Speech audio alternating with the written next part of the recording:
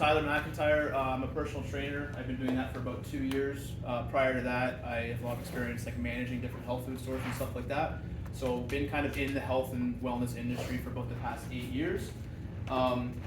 This is not where I would have predicted I was going to end up, so that's something I kind of want to get across. And one of the reasons why I want to get more into like a public speaking role, especially talking to youth and stuff like that, is because I think there's a lot of pressure to figure out what you're going to be doing, especially in like your late teens and even in your 20s and stuff like that.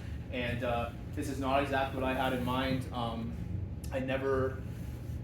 Growing up in like middle school and stuff, I was overweight, 60 pounds heavier than I am now. A lot of like just self-confidence issues, had really bad skin, acne and stuff like that. And then the real big reason why I got into what I'm doing now is in my late teens and early 20s, I started to develop really bad depression and anxiety, specifically social anxiety. I felt that I had a lot of trouble like communicating with people. Felt like I was unable to work. I put myself on welfare for a couple of years. I felt like I couldn't even like communicate with like my closest friends and family and stuff like that.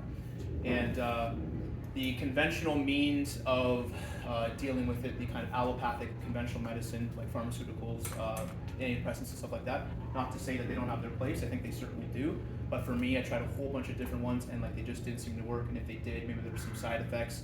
Seeing different therapists and stuff like that. And then I kind of fell back into like, okay, I need to help myself. Like, what can I do to like start to make a change in my own life and not just rely on other people? I just started doing some research into things like the human body and vitamins and minerals and stuff like that. What types of things do humans require to function as humans do? Some of the most common things I see when clients come to see me, I can almost make a pretty accurate guess as to what like postural problems they'll have, like forward shoulder and forward neck, because we're always on our phones. And we just do everything in front of us. Low back problems, tight hip flexors because we sit too much. A lot of these commonalities. Not walking, not getting outside, not seeing sunshine. Looking back on it, on that kind of time in my life, I felt like I recognize now that like I wasn't eating well, I wasn't sleeping well, I was definitely not exercising. Like I said, late teens, so not having to go to bars and stuff like that, and just kind of like way overdid it, to be honest with you.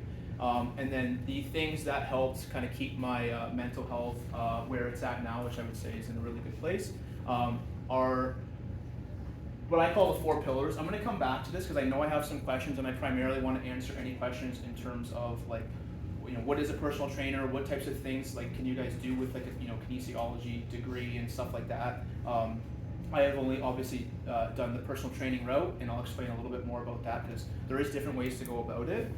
So that's kind of why I'm in the business that I'm in now. Is first it helped myself, and then I just felt like I needed to like basically almost evangelize about it and like talk about it, like why not once was diet ever discussed with me by any psychiatrist or any therapist or anything like that. And I think it's a sin, honestly. So we'll get back to like the 4 pillars and stuff like that. I first want to say, question everything I have to say. I don't think, especially in this health and fitness industry, especially with influencer marketing and stuff like that, there are people out there who are willing to sell their credibility and their ethics to make a quick buck. I have supplement companies reach out to me, be like, hey, will you sell my supplement? Most of the time the answer is no. I've done that once for a company that I did the research. I follow the doctor who heads the company. I've read his book, blah, blah, blah. I'm like, cool, I'm willing to do that. But there are no quick fixes to making changes, and ultimately you are in charge. I like to say, like, it seems a little bit brash, but like no one's coming to save you. This is not to say that you can't have a team, friends, family, specialists, experts that you can trust and talk to, but ultimately like you have to put in the work. So I'll answer. So thanks guys for submitting some questions. By any time there's any questions, like put your hand up. I'll try to fit it in where I think is appropriate. But first off, I'm going to answer some questions that were forwarded to me. What is a personal trainer? What are their jobs and responsibilities? So I'd say this is pretty much the same across the board. As I became more steeped in this industry and stuff like that, I do think there is a big difference between personal trainers and coaches. So I consider myself an educator first and foremost. Like a lot of times when people come see a trainer, they just want like the handout, like give me the workout plan, give me the meal plan. I don't do meal plans with my clients because I feel like it's just like giving you the answers to the test instead of teaching you how to construct a meal. And like that's really the point. Is like it would be good for, I guess, like job security to make my clients think that they need to be attached to me and need to stay with me forever. But like that's ultimately not the goal. I want to teach people, the whole like teach a man to fish, feed him for a lifetime, give him a fish he eats for a day type of thing. So it's about educating. How do we construct a good workout program? How do we construct a good meal plan, diet plan? I hate the word diet. Like this whole diet industry is just like a little bit ridiculous, honestly. But so personal trainers, a lot of people when they come in and see me, they picture that someone's gonna, first off, they picture I'm gonna be like 6'4" with like muscles coming out of my eyeballs. Like I'm not that, obviously, but it's funny. Like a lot of my clients express that they're glad I'm not this like huge like intimidating person, because like a lot of times that is too intimidating, and a lot of people are afraid they're gonna have like this guy that's like screaming at them and stuff like that, or kicking down their doors and like ripping open their cupboards, or like ripping all the cookies out of your, There are trainers that do that for sure. That's I think a short-term fix, because willpower is not. People think like diet and and exercise stuff is like all willpower, like you have to like white knuckle it through everything. It's not that. It's putting in having a systems-based approach. So like some books I have here, like Atomic Habits. That's all my clients' biggest problems is like habits. It's funny. I think as humans, we thought like that once the internet was mass available, like all our health problems are going to go away. Like they clearly haven't. It's not a lack of information. It's the wisdom in how like we apply that information. So there are personal trainers out there. You see them, especially in big box gyms. They got the coffee in one hand, maybe they're in the phone in the other, leaning up against the wall, and they're just like counting reps and they're yelling at you and stuff like that. Like that is like the bare minimum of what a personal trainer needs to do. So that's why I like to consider myself a coach more than anything. I actually started like a health coaching practice just before I did my certifications as like a personal trainer and as a sports nutritionist, because coaching is like it's the bridge in that gap between like you guys and just the general population and like all the crappy information that's out there in the world. Because it's like, what type of diet do we do? Do we do keto? Do we do low carb, vegan, vegetarian, pescatarian, fasting? Do I fast? What supplements do I take? This and that. Like there are no quick fixes. We need to put in the work, put the big rocks in place. So I call these the 4 pillars. I usually have a little bit more bullet points, but I'm gonna leave that to the end because I want to answer like the career stuff first. So ultimately, it's coaching, it's accountability. People typically hire trainers because they need the workout program. But the reason people keep personal trainers is for the accountability and the relationship that you develop with those people. So there are some personal trainers who will, like I don't teach group classes. That's a stand that I took at the beginning because I think it's very difficult to create one routine that's appropriate for everyone. What could be great for the person down on this side could be the absolute worst thing. And unfortunately, people come in, they want to do the HIIT, they want the cardio, the high intensity stuff, and like for a lot of people, their stress bucket is like way too full. A lot of people overdo it. That's something I'm really kind of pushing back on in the industry right now. Is like I hate New Year's resolutions because people go from like 0 to 100. They go from sitting on the couch to wanting to like run a 5K, and we're a more like there are times where I will have clients come in and be like, yo, I want to work with you 5 days a week. I'm like, no, I do not want you to start 5 days a week. I want you to start at 2 or 3. That's where one of this coaching book, Changemaker, really helped kind of figure that out. But yeah, it's the one-on-one relationship. So it's a very interpersonal kind of intimate relationship with clients. Like it's one-on-one. It's just you. They're sharing everything about their lives, their business, their relationship, their work, their this and their that. Like I kind of joke that I'm like a therapist because I've seen it all, man. Like people cry. I've heard like everything you can imagine, honestly. So it's a really cool experience, and that's why another reason why I don't do group classes, because you don't get that. People aren't comfortable sharing things in group setting as they would one-on-one. What types of schooling do you need to be a personal trainer? Or do I have a specialized degree? So first off, the health and wellness and nutrition industry is a little bit messed up in that, like, so in Canada at least, like to be a nutritionist, you don't actually need any designation. To be a personal trainer, you don't need any designation. To be a certified personal trainer, you do. And no gym or studio or anything is going to hire you unless you've been certified, which is typically, an online certification. Takes about a few months. So I've done 3 of those. Every 2 years, I have to do my CEU credits. So every 2 years I need to do another course or something like that, so I keep my knowledge up to base, which I think is really important. So I've done 3 of those. So I have, all said and done, it's about less than a year schooling, I guess you could say, or online work. So certified personal trainer, certified sports nutritionist, and corrective exercise specialist. That's what I realized is like it's all well and good to like help people get jacked and lose weight and stuff, but like helping people eliminate pain is like really really cool. I mean, I know like in my 20s, so I'm 32 now. In my 20s, like I don't think I stretched once before working out. Honest, like developed some back problems and stuff like that.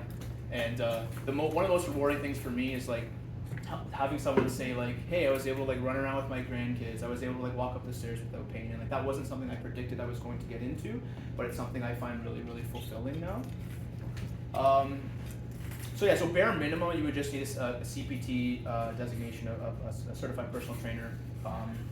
Pretty simple to get, but like there's a lot of bad ones out there. I think you need to differentiate yourself too. And like one thing I will say is I don't think people should ever have like the scarcity mentality of there's a million personal trainers out there, there's a million fitness influencers, blah blah blah. What makes me any different? Why should I even do this? Like, don't have that mentality. You need to have an abundance mentality. No one else in this world is like each and every one of you, right? And I know it sounds kind of corny, hokey pokey, but like it's really true. What do you have to offer? You know, and people will gravitate towards that for sure. What kind of person employs the services of a PT? Athletes or regular people? So both for sure. For myself, I never really pictured myself working with athletes. I was never into sports in school, and just general pop. Like I said, this is why I got into it, is because like I was feeling confused and lost like my own like mental health and physical health journey and stuff like that. And I just want to be kind of that intermediary between, again, the people and like the just tons of misinformation out there. I did a recent like grouping of posts on my Instagram, which afterwards, if you guys want to follow me and stuff like that, get some information, whatever, about the mentors that I trust in the space. And again, like you should never implicitly trust anybody. We always need to use our critical thinking skills 100%. But there are just groups of people that I have learned to trust and not necessarily feel like I need to like double check every single thing that they say. And eventually over time you start to build up a basis of like knowledge that you know to be true, and things are always changing. I think that's important to understand, that like we do need to be willing to change our mind. I'll use like keto as an example. I was like the keto guy from like 2017, 2019. I was like, everybody should be doing this. Carbs are the enemy. We need to be fasting, blah, blah, blah, all that stuff. I have changed my mind, and I see a lot of people in this space like not willing to do that. And I feel like they've kind of backed themselves into a corner. Maybe they've written books about keto, and that's just one example. But we need to be willing to change our mind, being given new information. So regular people, athletes for sure. There are I think probably like phys ed teachers and stuff like that who like are looking to maybe have a PT like come in and do like regular. They do classes and group stuff and all that stuff. Like there's so many things that you can do with this, with being a personal trainer for sure. A lot of people do just like in-home personal training. Hop in your car, you got some dumbbells. Maybe the client has a gym at their house and that's more appealing to you. A lot of people like that. A lot of people do prefer the big box gym setting. So I didn't have that experience, but if I'm being honest, that is probably where I would start, because just to gain that experience, right? Like there's way more walk-in clients. You'll have an opportunity to just kind of hone your skills and stuff like that. And basically you don't have to do really much marketing of yourself or your abilities at all. Just do a good job. People walk in the door, word of mouth spreads. I kind of had to really market myself and like get all my clientele. So I essentially freelance out of a gym. I pay rent. All my clients are my clients. I got them all in the door essentially. So that's that benefit. What kind of salary does a PT make? It definitely depends. Like, I mean, if you want to be the person that's grinding, 12 hours a day, 14 hours a day, like I know personal trainers that do that. That doesn't appeal to me. Money is not my motivation. I'm very happy with where I am. I work like right now, like 25 hours a week doing personal training with some like volunteer stuff like this on the side, which is like really kind of what I want to continue doing. Work on a book, write a blog, social media, all that stuff. In this day and age, definitely need like a social media presence. I think that's pretty obvious. So that's something I'm working on for sure. Settings and environments, like I said, big box gym, in-house PT studios. There's people who take a bunch of people to the park and do like a class out there. Like there's tons of opportunities, which I think is really cool. How would I describe my experience as a PT? Like I said, I love it. I love the one-on-one. It's a very like close-knit relationship that I build with my clients and the other trainers that I get to work with, learning things from them, bouncing ideas off that and all that type of stuff. Like I said, there's so many ways that you can take it and so many things that you can do with that PT certification. It's not for everybody though. I will say, like, so it's interesting. I'm definitely an introverted person. I can be and present myself as being extroverted, but again, the reason why I don't want to bust 12 hours a day or anything like that is because I know that that's going to drain my energy and I'm not going to be able to offer 100% to each and every client. I think that's the most important thing. Worry about the clients that you have. Don't always worry about getting more and more and more clients. Like, if you do a good job, the rest takes care of itself. Like, I've done basically no marketing. I've got some Google reviews. People will call me because of that. Word of mouth, all that type of stuff. Just like, first and foremost, be a good trainer. Caring, you need to be empathetic and like understanding and like care about the people you're helping. It's interesting. One of the, so in a lot of like the personal development books and stuff like that I've read, there's like so many like overlapping themes. One of the things, like one of the big questions is like, what does it take? What does happiness mean? What does it take to be happy? And one of those things, a universal requirement, is a feeling of fulfillment. And each human has that need to feel fulfilled. And the number one universal thing that provides fulfillment is helping other people, period. And there's so many like ways that you can kind of go about that, right? So I first thought I wanted to be an English teacher. I wanted to maybe clean up the environment. I always knew I wanted to help people. I just didn't know in which capacity. And then again, through my own like health struggles and stuff like that, like I found personal training as that route. Again, I think of myself more as like a coach, because I always say like the real meat and potatoes of what we're doing is the talks that we're having in between sets. Like again, anyone can count reps and construct a pretty decent workout program, but if those clients don't trust you, don't think that you care, you're not going to make like the best impact that you really can. So there's two other questions here that are going to kind of, I think I'm just going to use to kind of segue into the more like health nutrition side of things.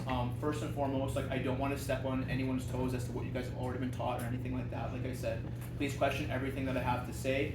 I'm always happy to provide references in terms of studies, books, podcasts, all that. On that note, there are so many different ways to learn. So I always say, and it's funny, a lot of the other trainers that I talk to say this too, I've learned more from the books and on the job and podcasts and stuff like that than I have doing my certifications. I'm not saying they weren't valuable, but don't worry about over preparing. Like, this is a big thing. Like, I've read hundreds and hundreds of books, and like everyone's gonna, I think the bit of that imposter syndrome is very, very common, where you're getting into a role and it's like, hey, I'm supposed to be the expert. Like, what if they ask me a question that I don't know the answer to? Like, well, first off, like, be honest. Like, tell them. Like, you don't need to lie. Just be like, hey, I don't know the answer. Let me look into that and let me get back to you, or let me refer you out. I think it's really important that if you go to like a health professional, whether it's like your doctor, or nutritionist, whatever, and that expert has an answer to every single thing that you ask, that's a big red flag, because no one has all the answers. And I think it's important to kind of set your ego aside. That's something that I'll maybe talk about when I get to the mindset stuff about ego and all that. It's totally cool to not have all the answers. No one ever does. So, one of the questions was, how do I assess individuals in order to help them reach their potential? This is the other really cool thing about like one-on-one personal training is that like each client presents their own set of challenges and difficulties. It's like a little puzzle that I kind of got to figure out, right? Some clients, I need to like rein them in, and they always want to do more. This is very common, especially with males. Like ego lifting, you probably see, lifting a little bit too much more weight than they can manage to impress, like. Not in my class. Not in the classroom setting. Never. No, that's good. You go to a big box gym though, for sure. Like, just worried about ego lifting and lifting too many weights and their form's all crap. So maybe I have to rein someone back. Maybe some people I have to push them more. I have to figure out what I call like their fatigue cues. So as I get to know people, as we're coming up to the end of the set, people will grunt or they'll scrunch their face in, or I can see specific, form breakdown is like number one. Like, so, I mean, we'll talk a little bit more about that with exercise. Form is everything. Assessment, so I do a movement assessment, so basically 4 movements, like I want to see how well they can squat, how well they can perform a deadlift, or just like a simple like hip hinge movement, like with a broomstick, an overhead press to test their shoulder mobility, how well they can do a push-up, and then also like postural stuff. So again, shoulder mobility, check out their lumbar spine, it's very, very common. Having like an anterior pelvic tilt is very, very common. I said tight. Strong anterior front side of their body for sure, so pretty much always the case that chest is stronger than the back. The core is typically quite weak, but if anywhere it's more stronger in the front than anywhere in the back. Quads are pretty much always stronger than glutes and hamstrings, so that's something I almost guarantee is going to be the case.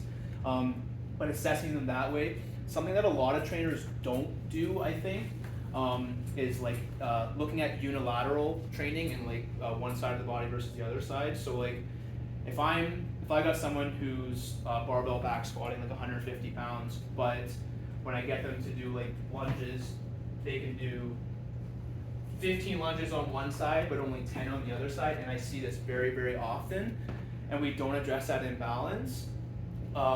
One, you're really kind of hamstringing yourself in terms of like what your overall lift volume and weight is going to be. You're asking for an injury. Like muscle imbalances are just extremely common, especially from left to right and front to back.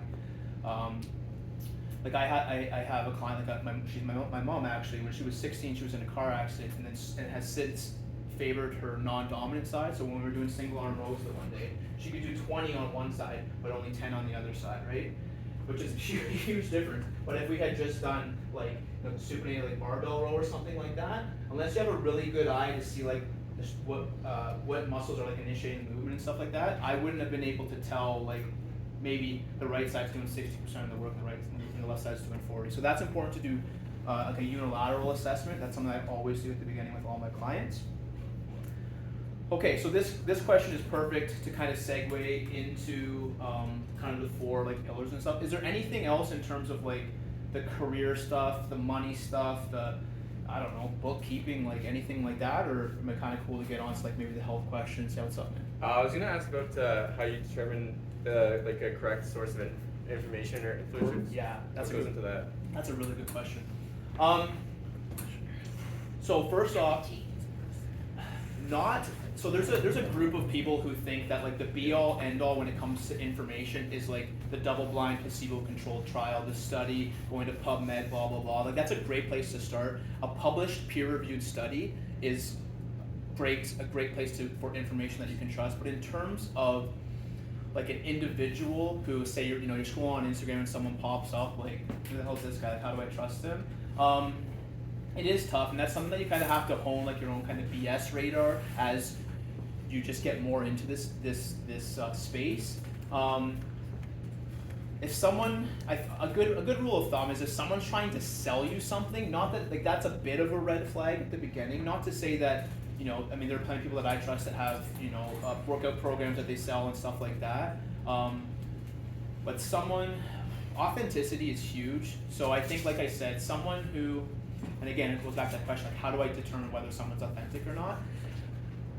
I think most humans have that ability to be able to like read someone and see if they're lying, see if they're honest. Body language, facial cues, like all that stuff is really important.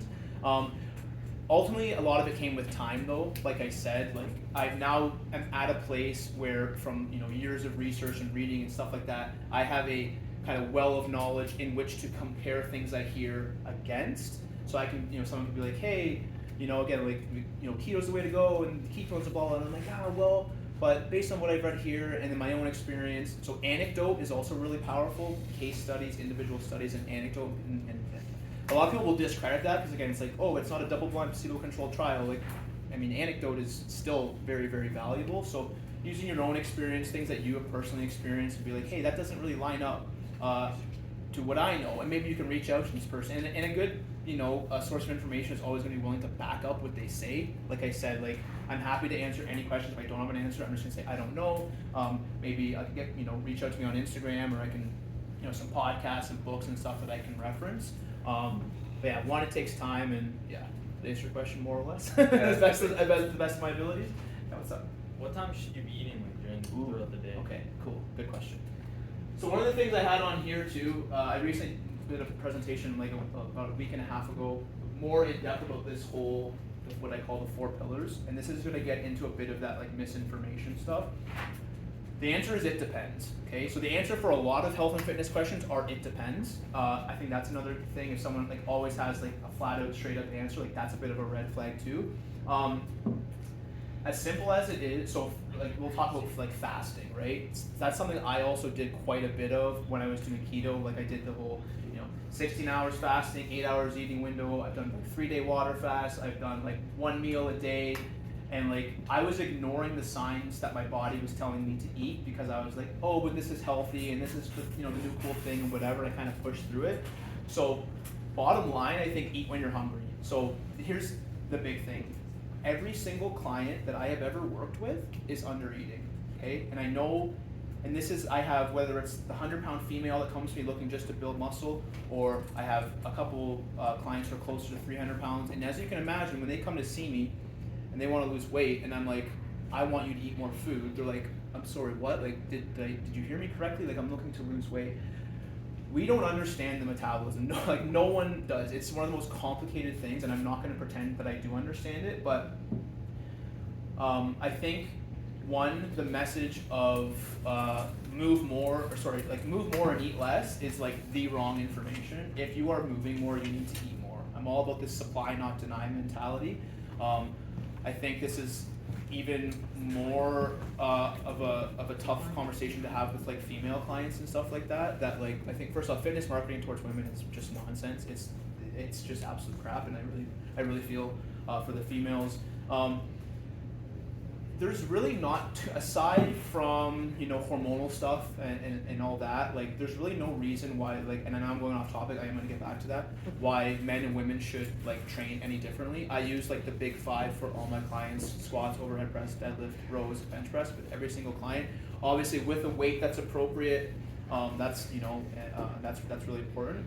But I think this whole, not that like light weights and booty bands and whatever and cardio and circuits and HIIT and all that stuff like don't have value, but I think we need to build like a foundation of strength and muscle first. That's like always it always blows my mind where like again, a female client will come in and be like, hey, I want to build my butt, but I also want to lose like 30 pounds, and I'm like, that's going to be really difficult to achieve both of those at the exact same time. Let's focus on building muscle first. Metabolism, right? So what I mean when I say like people are under eating is what we know, and I mean we as like the colloquial, there is data to show this, that the metabolism can downshift by about like 40%, which is a huge amount if you under eat, if your stress levels are out of whack, like all this stuff, right? So like I said, the majority of my clients, literally all of them, including myself, I had to really assess like, hey Tyler, like you're definitely under eating here, like what's going on? So again, the best example of this, so what I do is I do what's called reverse dieting with like most of all my clients. It's exactly what it sounds like. It's slowly just starting to eat more food on a week-to-week basis, and just like, not that I really typically push clients to track or weigh themselves. I could talk about the scale and how that's like messing with their heads like way too much too. But just eating more until you find like your true calorie maintenance, and then like hanging out there, and then we go from, okay, now are we gonna bulk, are we gonna cut? So it's we have to address the metabolism first. We have to like speed that back up, because it all comes down to like hormonal signals, right? Like, what is weightlifting?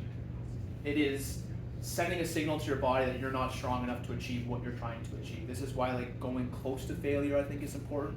Evidence shows that we don't need to go all the way to failure.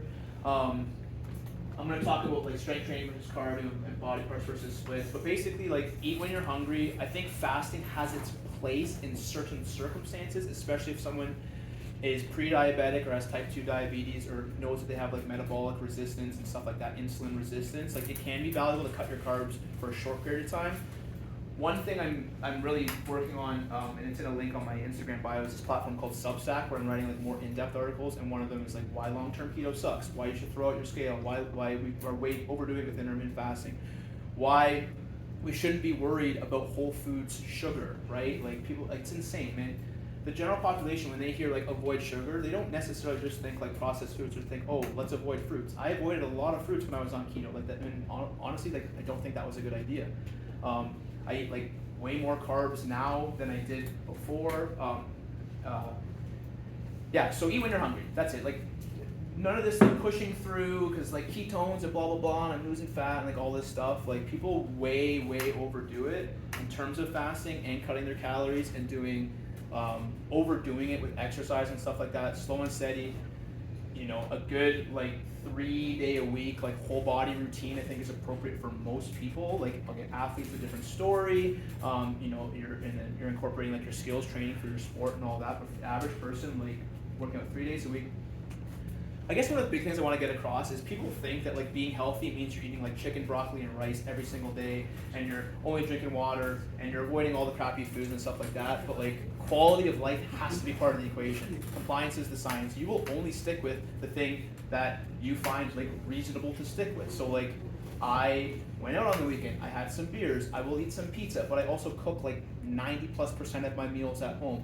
I'm able to walk to work, which is great. I take the stairs up in my building, and like all those little things like add up.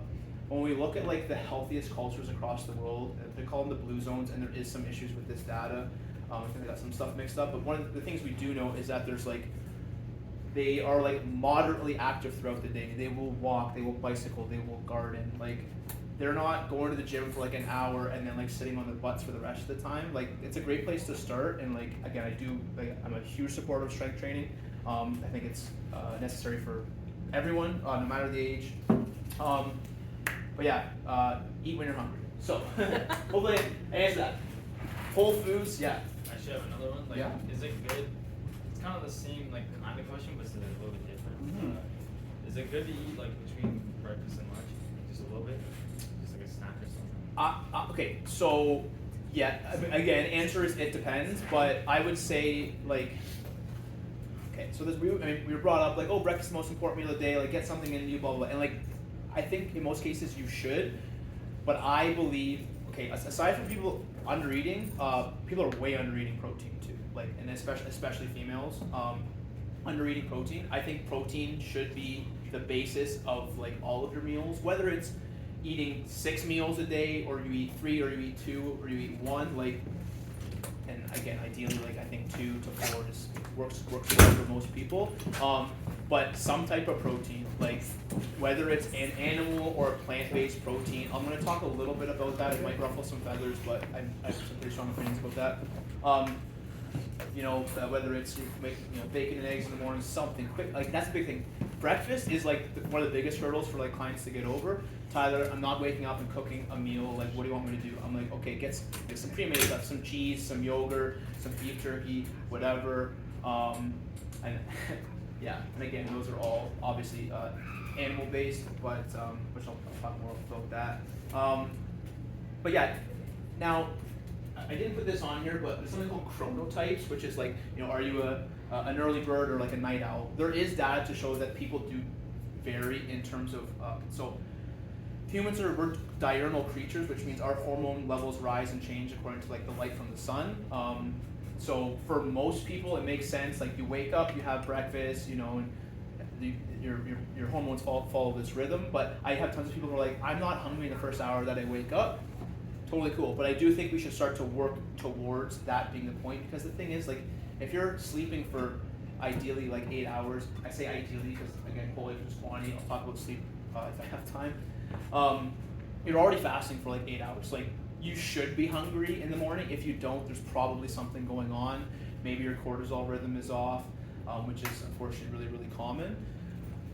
What I do encourage my clients to do is like eat something that's like hyper palatable, really easy to get down in the morning. Like maybe it's like a liquid calories, like a smoothie or like a glass of milk or something like that. Yeah. You say like oatmeal? Okay, that's a reasonable source of like a plant-based protein. Yeah, some oatmeal for sure. No, like you think that's easy. Easy and easy to make, exactly. Yeah, like doing some like overnight oats or like instant oatmeal or something like that. Yeah, that would be a decent for some type of protein, and ideally as well, like again, the whole like educating on how to construct a meal, like protein, fats, and carbs. We don't need to demonize any one single macronutrient. Fat's not the problem. You know, carbs are not the problem. Let's make some healthy choices. Yeah, what's up? What if you can't hold things down in the morning? Sure. So there could be a multitude of reasons as to why that's happening, and I obviously don't know the answer to that, but I would maybe experiment with, like, again, different things that you find like hyper palatable. Liquid calories I think is a good way to go about that, like a tasty smoothie with like fruits and it's a little bit sweet, something like that. In terms of smoothies, I've worked at a bunch of smoothie bars and stuff like that too, and it's like just so surprising to me that, like, if there's no protein in it, there's no protein powder, it's just like a sugary drink. And not that that's the problem, but like if you're making a smoothie, put some protein powder in that. Again, whether that's, you know, whey or plant-based or whatever. Yeah, so I would say try that, but again, that's something that someone might have to figure out, like with the doctor, what's going on. I'm not really sure. Fruit smoothie, like Yeah. Strawberries, bananas, anything like that. That's yeah. something I'm working on as well. Yeah, slowly. So that's the secret too, is like small steps in the right direction. Like what in my experience doesn't work is like doing like a complete 180, and again, like throwing out all the crappy foods and starting off working 5 days a week. It's being 0.1% better than you were yesterday. Like that is the secret. I assure you. So yeah, fruits, protein, the liquid base, whatever. It could be just water. It could be some fruit juice. Could be milk. And then either if the fruits are frozen, you're good. If not, add some ice. And yeah. Okay. So, yeah. If you're not doing like strength, like weight training workouts all the time, Yeah. is protein powder Great question. still good for like Yeah, the average person? that's a really good question. So, this is going to kind of maybe segue into my supplements thing. Like so again, I manage health business. I've easily spent probably over $15,000 on tons of different supplements and stuff. And guess what? Most of them are a waste of your money. Protein powder is one that I keep in my cupboard if I know that day I'm either not going to or I already haven't reached enough whole foods protein. If I'm in a rush, protein powder and smoothie or my coffee or something like that, it's not my go-to, and it's I don't know that I would ever start someone on that unless they're having like a real significant problem reaching their protein intake for the day. But I guess your question also is like, if someone is not working out, would they need less protein? Yes. Still, so it's interesting. Protein, we think it's just for building muscle. It's also for maintaining muscle. It's for building bone. Every neurotransmitter in your body, everything in your body really is either a protein or made from a protein. You know, funny, very often, especially at health food stores, females would come in and they'd be like, oh, what supplements would you recommend? Like for my hair's falling out, I should take biotin, I should take this and that. I'm like, how much protein are you eating today? Oh, 50 grams. That's your problem. I literally was at the bar and chicks were like, oh my God, your hair's so healthy. Like, what do you do? I'm like, protein. Like, honestly, God, my sister, like, oh, Tyler, my hair's falling out. Like, what's your protein look like? It's so common. It's used for so much more than just muscle. In terms of like how much protein, so the data shows that between 0.6 grams to up to 1 gram of protein per pound of lean or ideal body weight is a good guess. So I'm about 160 pounds. I try to get 160 grams of protein a day, knowing that if I fall short, I'm still in that range, like of not going catabolic and like breaking down muscle, which is it's more difficult than it sounds. Like, I mean, you guys are probably familiar with, you know, people drinking like casein shakes like before going to bed and stuff for that slow digesting, or bodybuilders who wake up in the middle of the night, they set an alarm. You know, that's completely unnecessary. But yeah, it definitely has its value even if you're not working out. But I would aim to get whole foods protein first. Yeah. Did you have a yeah? Yeah, my question, like, and you know, we haven't got this yet, but you know, I think certainly a lot of supplement companies, they really tend to, you know, market towards younger individuals and whatnot. What would you recommend? What are some things that, you know, some of the younger people here should really be looking for before they, you know, make the choice to get any kind of take supplements? something? Yeah. I mean, it's tough. It kind of goes back to that question that was asked about who do we trust and stuff like that. It's interesting. I mean, first off, like supplements, they're like less than like 2% of the overall like health equation. I think they're supplements for a reason, because they're supplementing a healthy diet. Like I said, I've tried every testosterone booster, fat burner, individual vitamin, mineral, multivitamin, whatever. Most of them didn't notice a big change. And I remember one of the first health food store jobs I had, a girl I work with, she's like, Tyler, why don't you just eat better? And I'd be like, no, because I'm doing this research and I want to try this and I want to try that, and like nothing really ever changed until I got these big rocks in place. Now, like I said, some supplements do definitely have value. I think humans, we're a little bit arrogant to think that we can like distill things down and like we isolate vitamins and supplements that we can outsmart nature and blah blah. There's so many compounds and nutrients in food that we still haven't isolated and still haven't understood. A good example is like vitamin C. So you can go to a health food store and get like ascorbic acid, but you'll now see vitamin C with like what are called bioflavonoids in there, because we know that the bioflavonoids that are in like citrus fruits help you with absorbing it. I know I haven't quite answered your question. It's difficult, but like again, the biggest red flag is if someone is trying to sell you something, just really think about this. Like again, like especially like skinny teas and wraps and stuff like that. Like there's some good sources of information that again online. This guy James Smith is a trainer that I follow who's like not afraid to just call people out on this nonsense, right? Like there are no quick fixes. That is the thing. There's no magic pill. There's no thing that's going to increase your metabolism or this and that. Like yes, let's get the big rocks in place, and then maybe based on someone's diet, like you might be missing some critical nutrients. That's a bit tough to figure out because blood work sometimes isn't great at showing that. You can get what's called a hair mineral analysis if you want to see like a naturopath or something. That's a little bit off topic. But yeah, like ultimately like using your critical thinking skills, and I think just have the initial basis of like, see, this is being marketed towards me. I don't need that. What am I not doing? Like all people all the time. Like, oh, I want to take ashwagandha for testosterone. It's like cool. You're sleeping 5 hours a day. You're getting 1,500 calories. Your protein's low. Like that's gonna do next to nothing. Get those in place. Maybe get your levels tested. Maybe get your mineral status tested, and then kind of go from there. Yeah. I think that's kind of what I want to say about the supplements. Most of them are a waste of your money. That's more or less it. Yeah. I just have a question. What are your thoughts on energy drinks like Red Bull? Okay.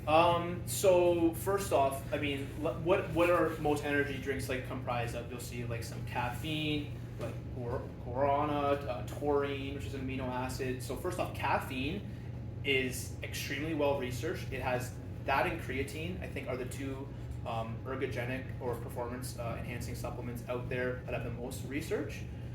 Most of the benefits of energy drinks are from caffeine. I'm not going to say do or don't take caffeine. In my opinion, it's pretty safe. I definitely use it. If you look at like pre-workouts as well, for an example, I just use caffeine. Like I have caffeine pills like literally in my backpack right now. Pretty safe, but looking at the ingredients, like what is it sweetened with? So we have artificial sweeteners like sucralose, aspartame, acetylsame, potassium. Some of them are now using like stevia or erythritol, that's a whole topic in and of itself. There are cleaner brands out there that use a better sweetener, that don't use colorings and flavorings and stuff like that. So like I would be mindful of that, but I would just try coffee. Coffee has tons of benefits, and again, I'm not recommending to drink coffee. I don't know anything about, or I should say, is coffee starting to grow, this and that. I've not seen any data to support that. But again, there's other things in coffee than just caffeine, all these polyphenols and antioxidants and stuff like that.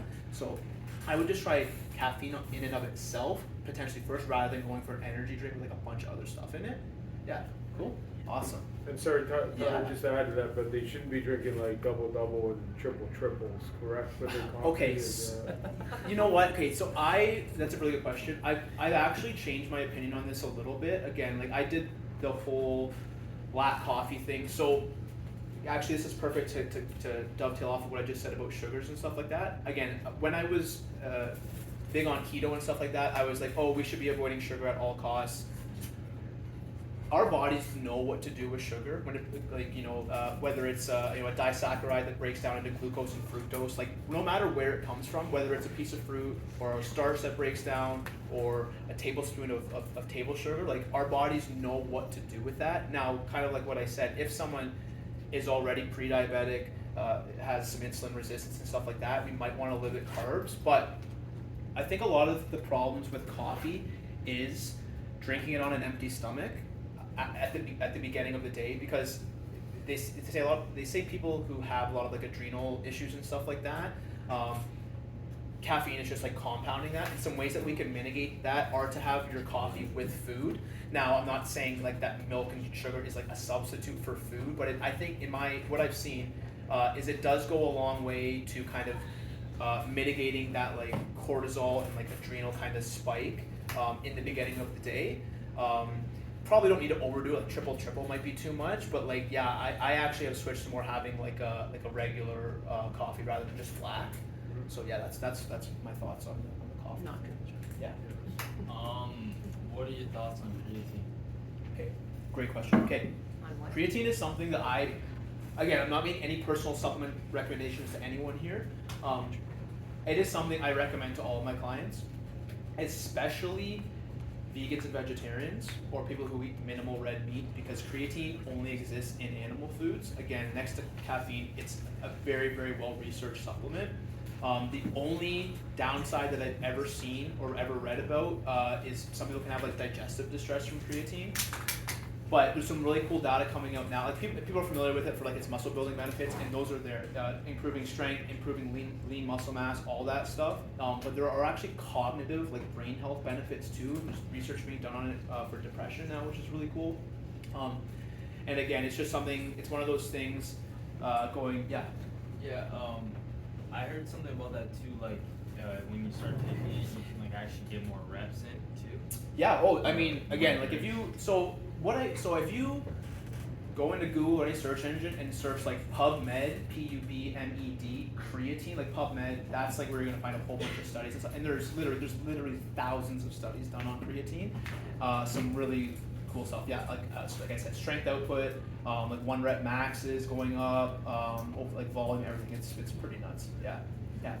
I know you said that coffee is healthier than like these energy drinks, right? But Mhm. how much, like say that someone likes to have like different, multiple coffees a day, how much would it be like unhealthy? Yeah. Like, calories? If I'm not mistaken, the like TUL tolerable upper limit for caffeine, I think, is 400 milligrams. So that's the equivalent of like 4 regular coffees, like probably like I think maybe a medium at like Tim Hortons or something like that.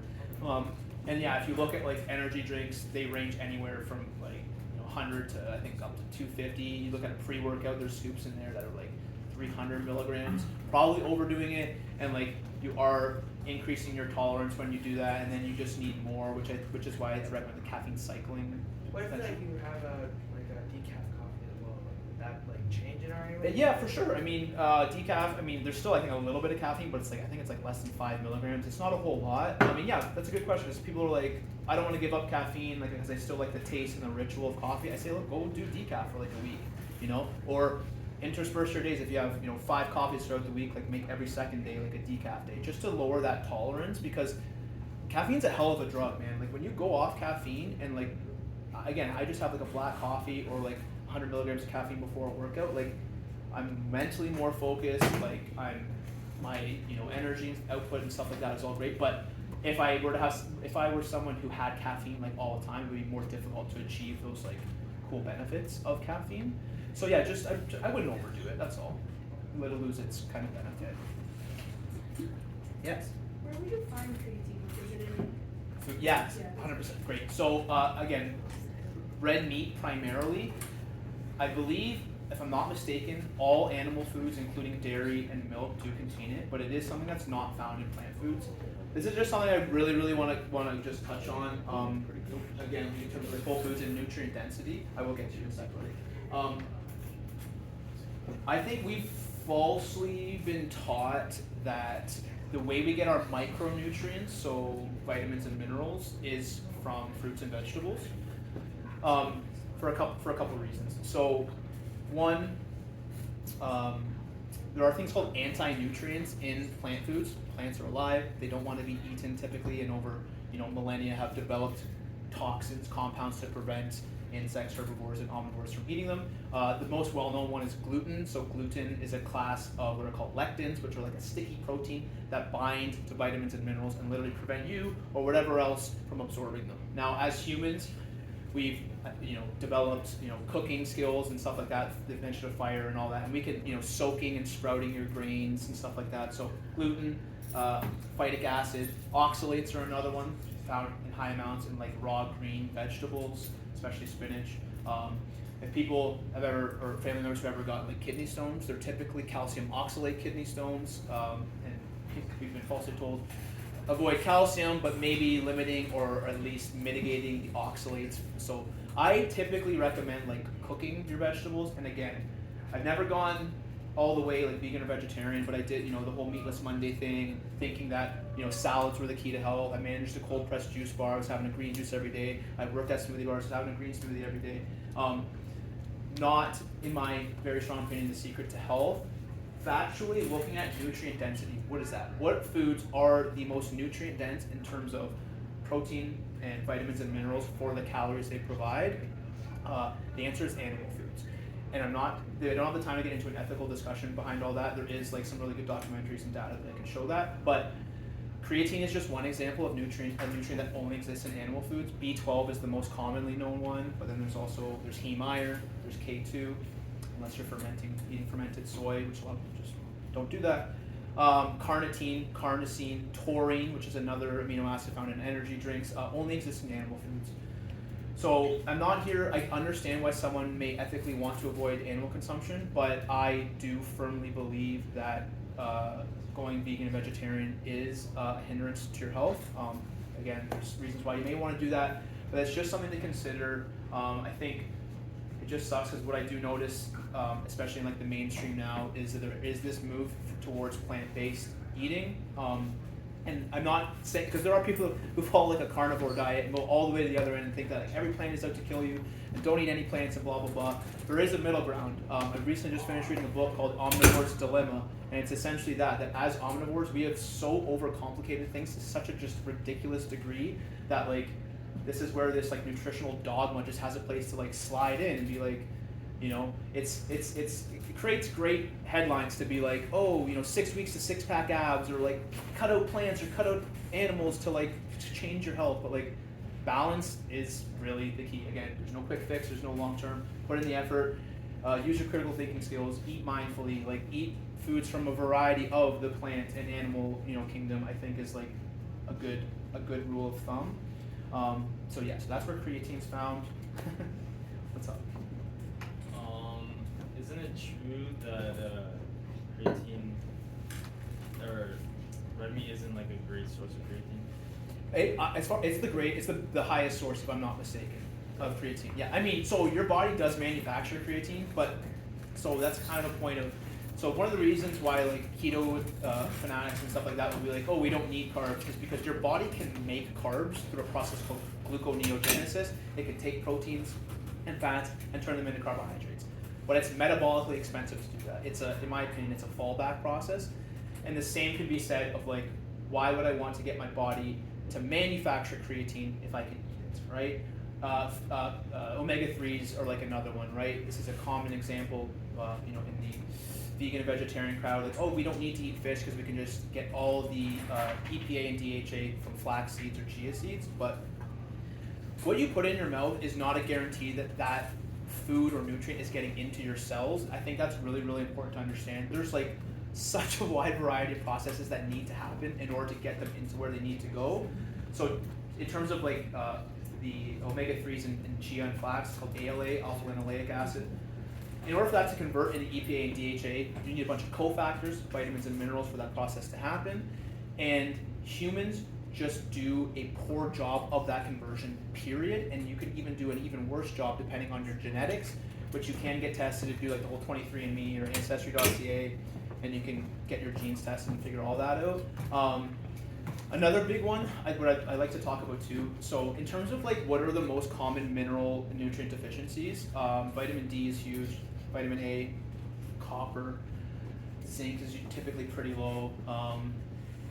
The vitamin A conversation I think is fascinating because like we're all taught like, eat carrots because they're good for your eyesight. So beta carotene converts into retinol, into retinoic acid, and then we use it as retinol.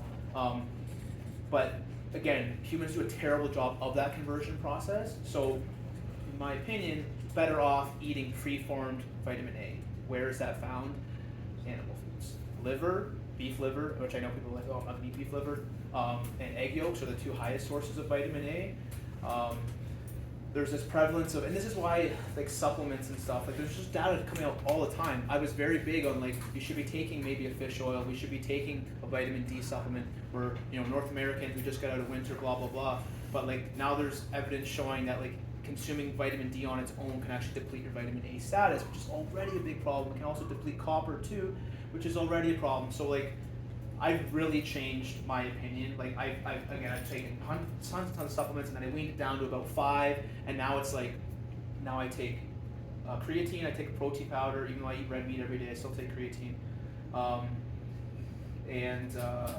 else? So the beef liver thing. So what, in terms of the most nutrient dense foods, it's organ meats. Most people don't eat organ meats. I totally get it. Like it's cool if you look at like different cultures and stuff like that. A lot of them have different like organ meat, dishes and stuff like that.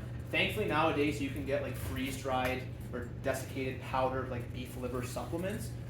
Again, it's just a whole food. I have no problem ever like recommending that to someone because like it's just food, right? And again, there's a whole bunch of things in food that we still don't understand that we try to isolate down and stuff like that. So yeah, whole foods. Ideally animal foods, but that's a deep conversation. Yeah. Yeah. I just have one more question. Would you recommend like taking supplement creatine like every day, even if something doesn't work out? Yeah. So that's a good question because in terms of like it has other benefits other than just for like workouts and stuff like that. You probably would need less. So if you look on like a standard tub of creatine, they tell you to do like a loading phase of like 15 grams for a few weeks and then like taper it down to 5. If I'm not mistaken, in about a pound of red meat, there's like 1 gram of creatine. So I usually take like a half scoop, like an extra 2.5 grams, just to kind of top it off. There's evidence now that shows like splitting it up over the course of the day is a better option. So like it can be a little bit tricky, but instead of taking that 5 gram scoop at one time, taking like a little bit in the morning, a little bit at lunch, a little bit in the evening would be more beneficial for absorbing everything. It's like I said, just because you put it in your mouth doesn't mean you're absorbing it. There's data that show putting it in like a warm drink to help it dissolve better. It's again a little bit nitpicky, but just I wouldn't worry too much about that. But yeah, I think it has benefits for most people, which is why I recommend it to like everyone. Like I got my mom on it, my sister's on it. Like yeah. Any other questions? Maybe I can move along. We're getting pretty You close. have about 10, 12, 15 minutes. Okay. Yeah. Just one question. Yeah. You said to cook your vegetables. Like, is Yeah. it better than raw? Yeah, so great point. So again, this is something I've really changed my mind on is that is how we can kind of neutralize or at least mitigate some of these anti-nutrients that are in food. So one good example I like to use too is like the brown rice versus the white rice, right? We're told like don't eat brown rice because it's just starch, it'll spike your blood sugar, blah, blah, blah. Eat the brown rice because it has fiber. Fiber is a whole interesting topic. People seem to do well with a lot of fiber. Some do better with like almost none. It's such up to the individual. It's something to think in order to experiment with. But that brown rice, even though it has the fiber and some of those minerals and stuff in it, it also contains phytic acid, which binds to those minerals and prevents you from absorbing them. So there's some really cool studies to show they fed patients oysters, which are really high in zinc, just by itself, measured their blood levels, and then fed them alongside, I think it was like a rice or a corn tortilla or something like that, and it was like over 50% of that zinc didn't actually make it into their bloodstream because it would have been bound to that phytic acid. So this is why you'll see people soaking and sprouting their grains. Seeds, okay? Whether it's a grain, whether it's a nut, a seed, they are all seeds of grasses, right? And looking at things, and I know it's a little to anthropomorphize like plants as like having human qualities, but the seeds are the babies. They want to protect them the most, right? The things that they want us to eat are the fruits because we have a very synergistic relationship with eating fruits. Like as you can imagine, in hunter-gatherer times, we would have eaten a fruit and either digested those seeds whole or spit them out.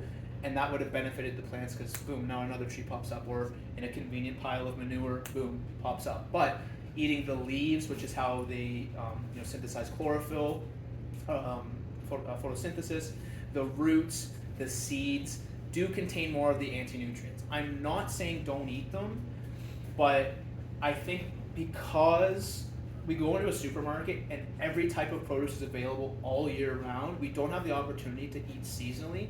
And a lot of times people will eat the same food. Maybe they eat brown rice every single day and don't have a chance to cycle it out. There's something called the allostatic load in the body, which is like what I call it the stress bucket. And a lot of people, and your body more or less views like all stress the same. And if we're just like constantly bombarding it with a bunch of like raw vegetation, I think that's just adding to a lot of people's kind of issues. Like you can pretty much safely eat all fruits raw. Some vegetables like carrots I think are reasonably safe because they're pretty low in anti-nutrients. But yeah, just like I think cooking your vegetables is like a pretty solid bet for just in general. Yeah. Okay. Exercise, whole body versus splits, both have value. Again, just for most people, like frankly, most people are not going to work out 5 or 6 days a week. So my only concern with doing like splits, like I think doing like a push-pull leg split is pretty decent. But if it's like a legit, just like a body part split, I think there's not enough frequency because you're hitting like say your biceps on Monday and then you go like an entire week passes by before you hit them again. Yeah. Would you say like almost like a general area, like an upper day, a lower day, or like a back?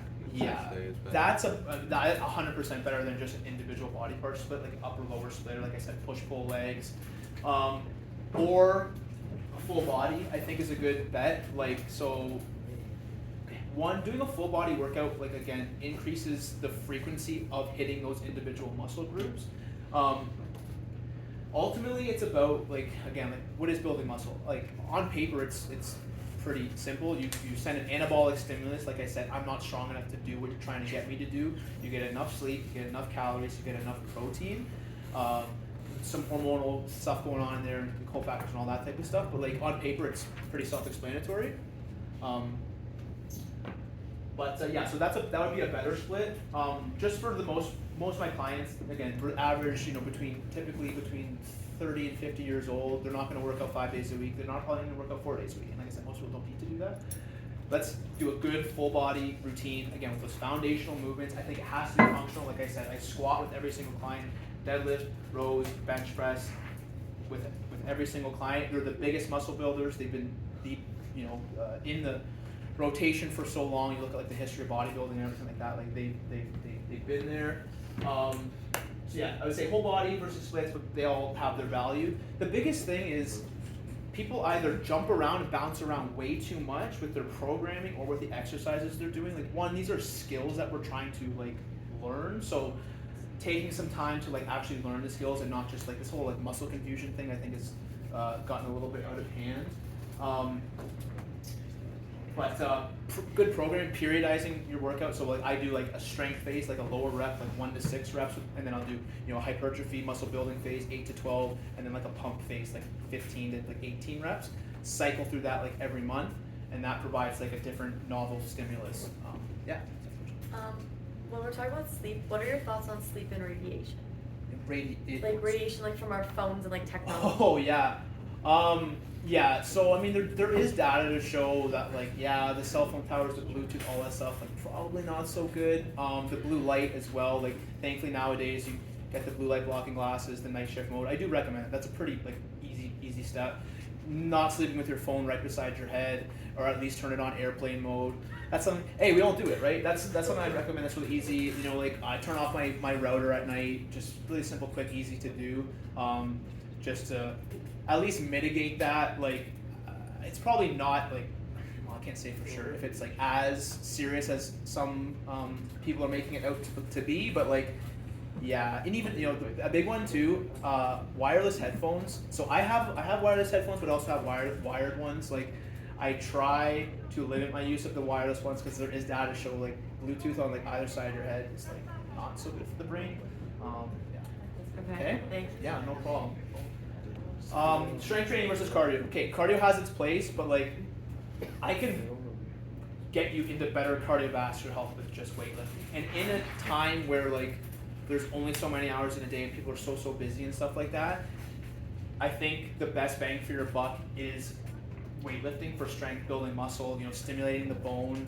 This is again going back to like how fitness running towards women is just nonsense. Like, in order to stimulate osteoblasts to grow new bone, you need to stress out the bone. You're not going to do that with like 10-pound dumbbells, right?